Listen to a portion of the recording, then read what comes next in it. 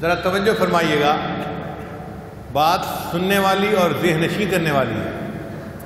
نماز اتنی خوبصورت عبادت ہے کہ جن کو نماز کے اسرار و رموز کا پتہ ہے وہ تو نماز کو انجوائے کرتے ہیں، وہ تو اللہ کے سامنے سجدہ روز ہونے کو مزے لیتے ہیں۔ نبی اسلام فرماتے تھے ارہنی یا بلال، بلال اذان دے، میری آنکھوں کو ٹھنڈک پہنچا، میں اپنے رب کی عبادت کروں۔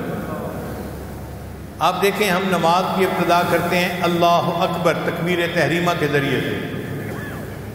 تکبیر تحریمہ کا کیا مطلب؟ کہ ہم نے دنیا اور اس کے اندر جو کچھ تھا اس کے اوپر چھری پھیر دی، تکبیر پڑھ دی۔ اے اللہ ہم نے سب سے رخ پھیر دیا اور آپ کی طرف اپنے رخ کو کر لیا، متوجہن الی جہت الکعبۃ شریفہ، کعبہ کی طرف رخ کر کے کھڑے ہو گئے۔ اے اللہ انی وجہت وجہی للذی فطر السماوات والارض، اے اللہ میں نے آسمان اور زمین کا جو پیدا کرنے والا ہے اپنی توجہ اس کی طرف کر لی، دنیا سے توجہ پھیر لی۔ اب تکبیر پھیر دی ہم نے تکبیر تحریمہ کے ذریعے سے، دنیا سے کٹ گئے، اللہ سے جڑ گئے۔ پھر اس کے بعد نماز کی ابتدا وہ کن الفاظ سے ہوتی ہے؟ ذرا ان الفاظ کا ترجمہ سنیے۔ سبحانک اللہم، اے اللہ آپ پاک ہیں۔ جب ہم یہ الفاظ کہتے ہیں تو ہم اللہ تعالیٰ کی تعریف کر رہے ہوتے ہیں۔ دیکھیں تعریف کے دو انداز ہوتے ہیں، ایک ہوتا ہے کسی بندے کی خوبیاں گنوائی جائیں اور کسی بندے کو خامیوں سے بری کر دیا جائے۔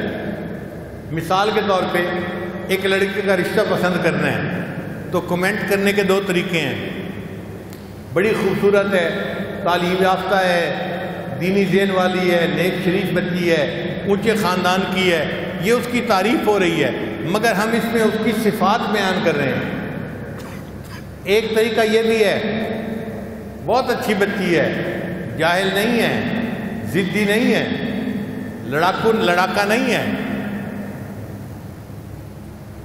سب سے مل جل کر رہنے والی ہے۔ اب ہم اس کی صفتیں نہیں بیان کر رہے، لیکن ہم برائیوں سے اس کو دور کر رہے ہیں کہ اس کے اندر نہ جہالت ہے، نہ لڑاکا پن ہے، نہ غصہ ہے، نہ فلاں ہے، نہ فلاں ہے۔ یہ بھی تعریف کا انداز ہوتا ہے۔ تو جب ہم کہتے ہیں نا سبحان اللہ، اے اللہ آپ پاک ہیں، ہم یہ کہہ رہے ہوتے ہیں اے اللہ آپ ہر کمی سے، کوتاہی سے، کجی سے، نقص سے پاک ہیں، آپ کے اندر کوئی نقص ہے ہی نہیں۔ یہ بھی اللہ کی تعریف ہو رہی ہوتی ہے، اور اللہ کو یہ تعریف اتنی پسند ہے کہ اللہ نے قرآن مجید میں اپنی تعریف خود فرمائی، فسبحان اللہ، اور اللہ پاک ہے۔ تو سبحان اللہ کہنے سے اللہ بہت خوش ہو جاتے ہیں، راضی ہو جاتے ہیں۔ تو ہم نماز کی ابتدا کرتے ہیں سبحانک اللہم وبحمدک، اور اے اللہ ساری تعریفیں آپ ہی کے لیے ہیں۔ اور سچی بات ہے دنیا میں کوئی بندہ کسی کی تعریف کرے، حقیقت میں وہ اللہ کی تعریف کر رہا ہوتا ہے جس نے اس کو پیدا کیا ہے۔ آپ اچھی بلڈنگ کی تعریف کریں، یہ اللہ کی تعریف جس نے اس کو بنایا۔ آپ اچھے درخت کی تعریف کریں، اللہ کی تعریف جس نے اس کو پیدا کیا۔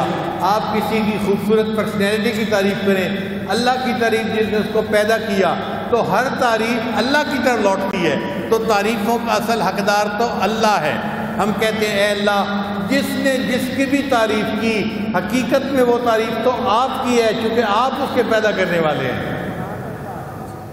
تو سبحانک اللہم وبحمدک، پھر اس کے بعد ہم کہتے ہیں وتبارک اسمک، اے اللہ برکت والا آپ کا نام ہے۔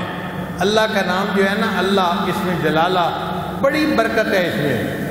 اللہ فرماتے ہیں تبارک الذی بیدہ الملک، برکت والی ہے وہ ذات جس کے پاس شہنشاہی ہے۔